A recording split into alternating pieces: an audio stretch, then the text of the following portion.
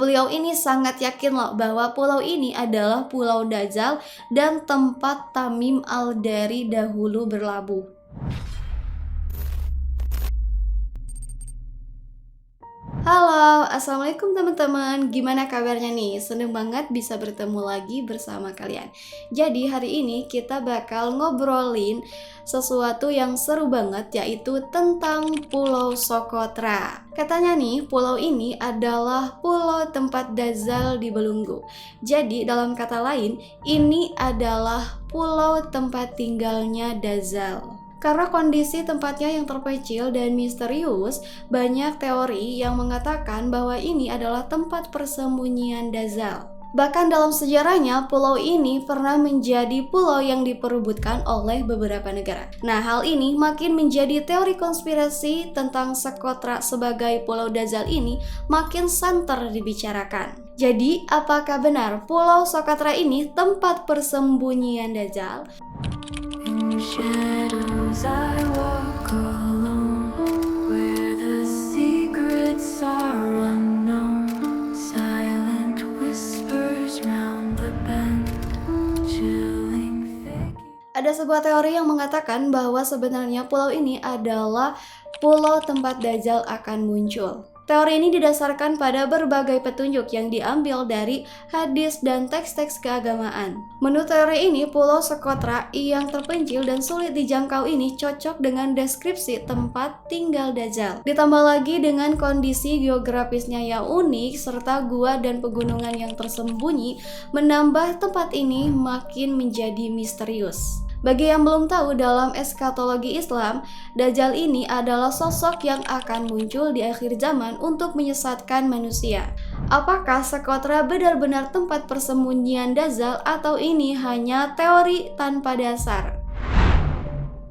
Ada satu lagi alasan kenapa Pulau Sokotra ini sering disebut-sebut sebagai tempat persembunyian Dajjal, yaitu lokasinya yang dianggap sangat cocok. Tapi bukan cuma lokasinya aja yang dianggap menarik, tetapi pulau ini juga punya keunikan yang kita tidak akan temukan di tempat lain. Misalnya, coba lihat pohon-pohonnya. Di mana lagi kamu akan melihat pohon yang seunik ini selain di Pulau Sokotra? Salah satu yang paling menarik adalah pohon darah naga atau Dracaena cinnamomum. Kenapa disebut pohon darah naga? Karena getahnya berwarna merah seperti darah.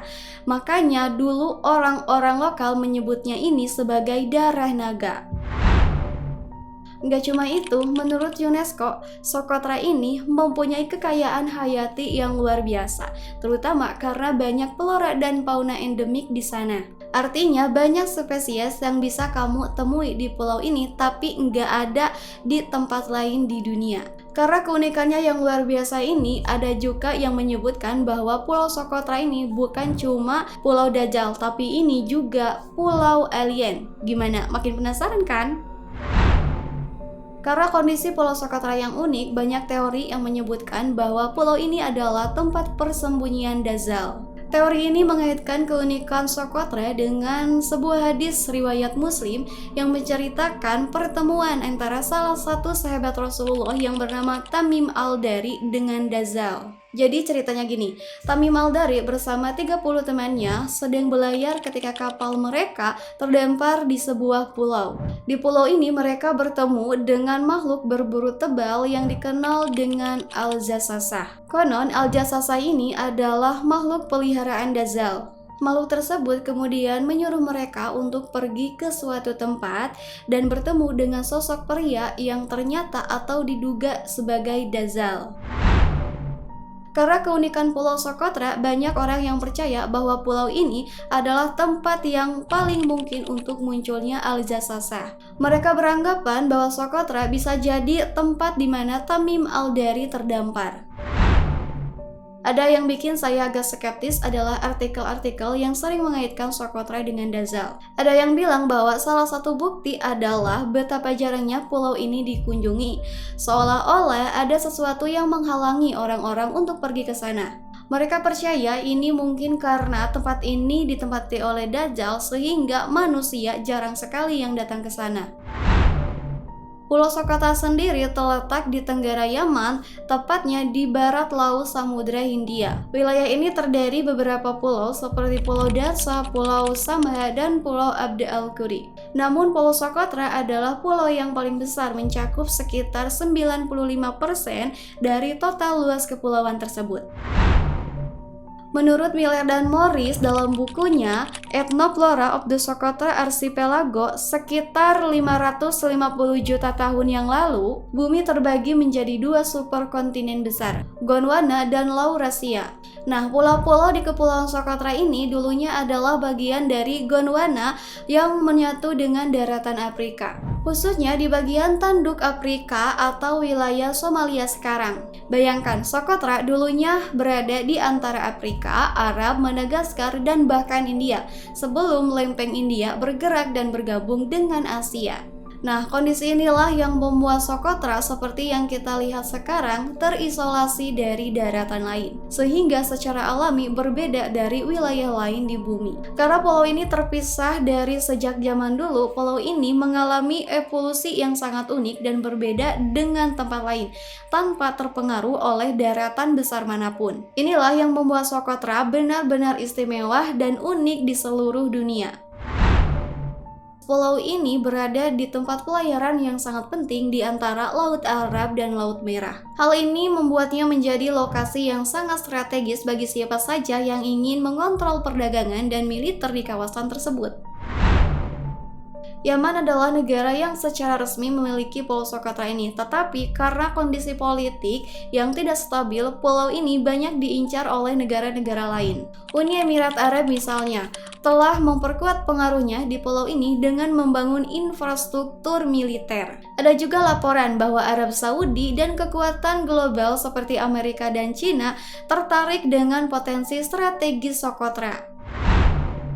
Namun, teori konspirasi yang beredar mengatakan bahwa perebutan ini bukan hanya karena lokasinya yang strategis dan kekayaan alamnya, melainkan juga sesuatu yang lebih besar.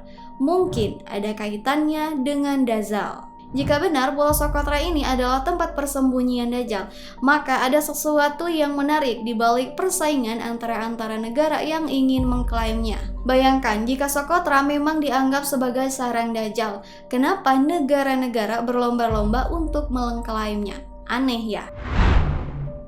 Mungkin ada yang berpikir bahwa untuk menguasai lokasi seperti ini akan memberikan kekuatan dan keuntungan lainnya, atau mungkin ada faktor politik atau strategi lainnya di baliknya.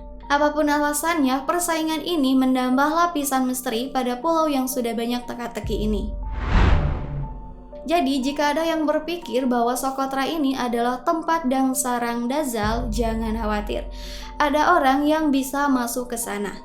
Faktanya, Pulau Socotra memiliki penduduk saat ini sekitar 60.000 orang yang kita kenal sebagai orang Socotri tinggal di sana. Ngomong-ngomong soal sejarah, ada cerita menarik tentang legenda setempat. Konon pada abad keempat sebelum Masehi, Aristoteles menyarankan Alexander Agung untuk mengirim koloni Yunani ke Socotra untuk memanfaatkan sumber daya alam di sana. Orang-orang Yunani pada saat itu mengira kalau Socotra adalah tempat yang tidak ada penduduk.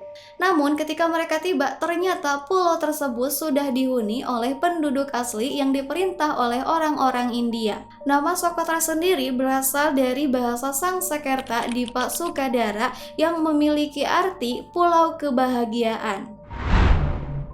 Setelah tiba, orang-orang Yunani mengusir orang-orang India dan mulai pemerintahan mereka sendiri di Pulau Socotra. Jadi, meskipun Socotra disebut dalam teori-teori misterius, pulau ini sebenarnya punya sejarah yang kaya dan berpenduduk yang aktif.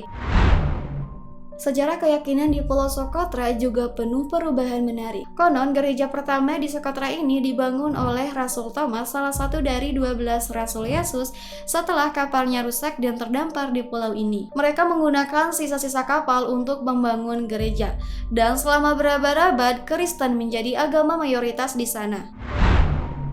Namun pada tahun 1507 orang-orang Perancis sempat menginvasi Socotra, tapi mereka hanya bertahan sebentar karena mereka harus berjuang dan berperang melawan Kesultanan Mahra dan Yaman dan akhirnya mereka kalah. Sejak tahun 1511, Sokotra berada di bawah pemerintahan Kesultanan Mahra dan ajaran Islam mulai menyebar di pulau tersebut.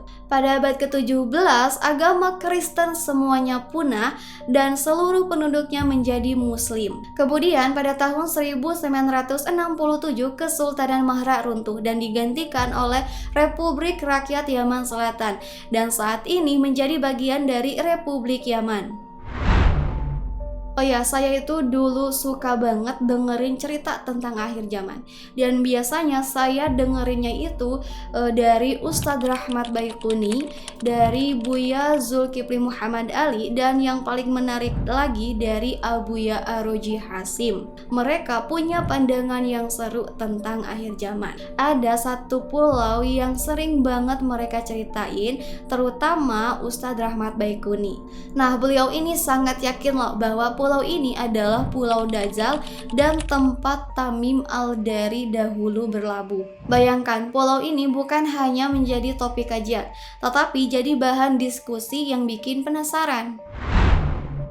Jadi menurut kamu, apakah Pulau Sokotra ini benar-benar tempat Dajjal akan muncul atau ini hanya cocologi saja? Tulis pendapat kamu di kolom komentar.